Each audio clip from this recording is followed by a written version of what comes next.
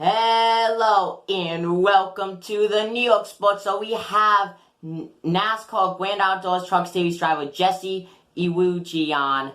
Thank you for your service, first of all, and thank you for being on the New York Sports Show. Yeah, thank you so much for having me on the show. It's a pleasure and honor to have you on.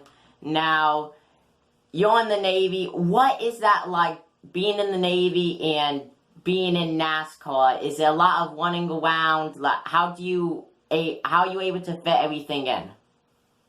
Yeah, so being able to do both, definitely is time management for sure. For the Navy, I was active duty from 2010 through 2017, and now I'm in the Navy Reserves. So being in the Navy Reserves, I'm just doing 1 weekend a month. But, I started racing while on active duty in 2015. So it's always been a balancing act, but we've been able to make it happen. I've had a lot of great support from my commands that I've been at. They've always supported my journey and really helped me along. So, for me, I'm not racing every race of the season. I just kind of race a partial schedule, but we're always, working towards being able to race a full season, and we want to do many full seasons in the future. But for right now, yeah, we continue to grind and make big things happen and just, continue to try to make this dream come true. Yeah, once again, thank you for your service. I know in 2015 you made your debut in the K&N Pro Series for Patriot Motorsports. What was that like, getting into the car for the first time, knowing that you made it, like you're racing now? Yeah, it was pretty awesome because just a year prior to that, I was on a ship on deployment, out in the Arabian Gulf, and I just had this crazy dream that I wanted to become a professional race car driver. So when I came back from that deployment at the end of 2014 and then going into 2015, I started pursuing my goal, and I was able to find my way into a late model, and I started racing late model stock cars in 2015, and then towards the end of that year is when I got the opportunity to jump into a NASCAR K&N Pro Series car, and I started running some races in the West Series. It was a little bit of a slow start. We had a few hiccups in those first few races, but to clean that up and going into the 2016 season, I was able to finish top 10 in points as a rookie in 2016. Yeah, you finished top 10 in points. That's amazing. And can I point out, I don't know if you know, but you're the only NASCAR driver who was in the Navy and who still is that, has ever raced and that still is racing. Well, what do you think of that, knowing that you're in that elite section of the sport, being the only one? Yeah, it's pretty cool being, the only one. I mean, it's crazy that no other Navy person has ever tried to race in NASCAR while being in the Navy. So with me being the first, it definitely makes me unique and different. But hopefully what we're doing is paving the path for others. I have some other friends who are in the Navy or have been in the Navy, and they're very interested in getting into motorsports. So I've been trying to help them along, and some of them have run some late model races already. So some people are starting to work their way in, and eventually I won't be the only one, but we'll see. It's definitely not easy at all, but through a lot of grind, a lot of hard work, you can make it happen. So for me, being that first, all I need to do is just carry the mantle well and pass on the torch when I'm done to the next person. Yeah, that's absolutely incredible that you're doing this now. You have 5 career Grand Outdoors Truck Series starts and 3 this year. What do you have to say? Like, what does it make you think when you get in the truck knowing that you're on one of NASCAR's top levels in the Grand Outdoors Truck Series? It's really cool to just know that I'm getting the opportunity to do it. Every time I hop in the truck and I'm getting ready to race, all I can think of is, wow, I was watching these people on TV, the last few years, and now I'm actually doing it. Like, I'm actually racing. I'm racing against these people and running the full races and competing. So, for me, it's a really cool opportunity to even be able to do it. It's definitely a huge blessing, and, I enjoy every moment I get. So, we're going to continue to work hard so that we can get more races in and be doing it a lot more often. But for the 5 times I've already gotten to do it, in the last, 9-10 months, I've had a really good time doing it. Yeah, that's awesome that you're in the Grand Outdoors Truck Series. Now, your best finish is 17th that came at Texas in this year, 2019. Now, what made you think, what went through your head knowing that you got your best finish in the Grand Outdoors Truck Series? Is Texas like a better track for you, or do you did you just have like luck or something?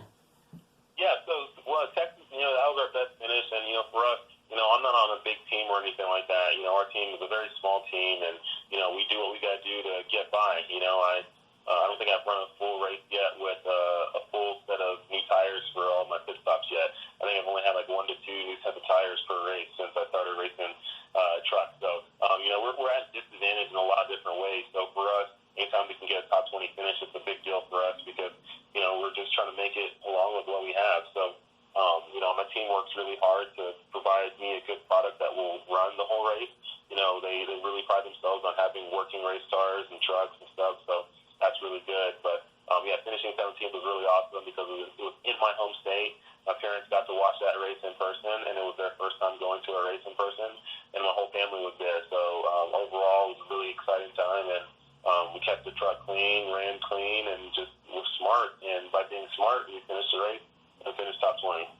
Yeah, that must have been really cool, knowing that you finished top 20, getting your best finish of your career for the Grand Outdoors Truck Series. Now, I know a lot of upcoming drivers now, they use iRacing to help them. Do you use that, or do you just practice a lot on the track?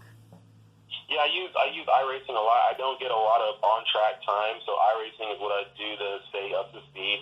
I spend, about an hour or so a night on iRacing, sometimes longer, and that's what I use to, give myself the training I need to keep my motor skills the right way, so that when I do get to the track, it's not, brand new for me. Yeah, now, I know before your NASCAR career kicked off, you did play some college football. Now, did you have any, clearly you had the interest in football, but what made you, kind of lose that interest and turn to the NASCAR side? What really made you decide, I don't like football anymore, I'm gonna focus on racing, and that's it? The funny thing is that never happened. So I never lost interest in football. I've always loved football. I still love football. I did my time playing football. So, for me, I got recruited to play football at the Naval Academy. Naval Academy is a 4-year institution. So, I played all 4 years, and at the end of that time, I graduated. And when I graduated, football was done. So, not that I was saying goodbye to football. Football was done with me because I was done with my college time. So, after that, I just needed something new to do, something that was still a sport and fun and exciting and a journey, and racing became that thing. So I got into cars, and then after getting into cars and becoming a really big car enthusiast, that led me towards racing and motorsports, and then, that ultimately led me towards NASCAR. Yeah, that is really cool. Now, do you think, if you got an opportunity to when you do get an opportunity to race in the MENCS, is there any team that you're aiming for when you get up there to race in the Monster Energy Cup Series? I mean, I would love to race for Hendrick Motorsports, and that would be an awesome goal. But at the end of the day, I just want to race for a team that's going to, just be a legitimate, good team that is out there, trying every single week to get better and perform at the highest level that they can with the equipment that they have, and if it's the best equipment, then let's perform at the highest level that we can with the best equipment. If we have, mediocre equipment, let's perform at the best and highest level we can with the equipment we have, and that's all I'm looking for. The teams that do that are the teams that ultimately become successful and stay in the game the longest. So, any particular team really doesn't matter to me right now. I mean, I'm just a guy just making a dream come true. I just want to get on a team that can help me make that happen. Yeah. That is really cool. Is there anything else that you would like to say to the people watching? For anybody out there going after their goals and dreams, just remember, in order to do it, you got to have a vision and have a vision of seeing yourself doing whatever that is. Once you have that vision, you got to fully believe in yourself and believe that it can come true no matter how crazy and impossible it may seem.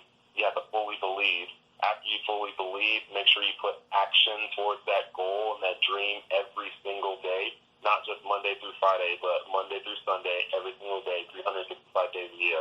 And then while you're putting that action towards it, just know that sometimes there's going to be a lot of days, maybe weeks or months, that it doesn't seem like anything is really going your way and it doesn't seem like anything's working.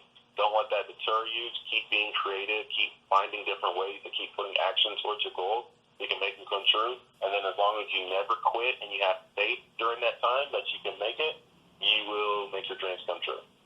Those are some very inspirational words.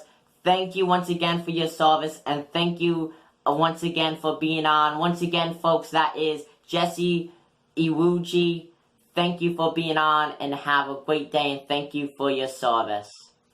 Thank you so much, and everyone be sure to go on to Instagram, Facebook, and Twitter and follow me. If you can't spell my name, go on Google and type in Navy NASCAR driver. That should be the only person that pops up.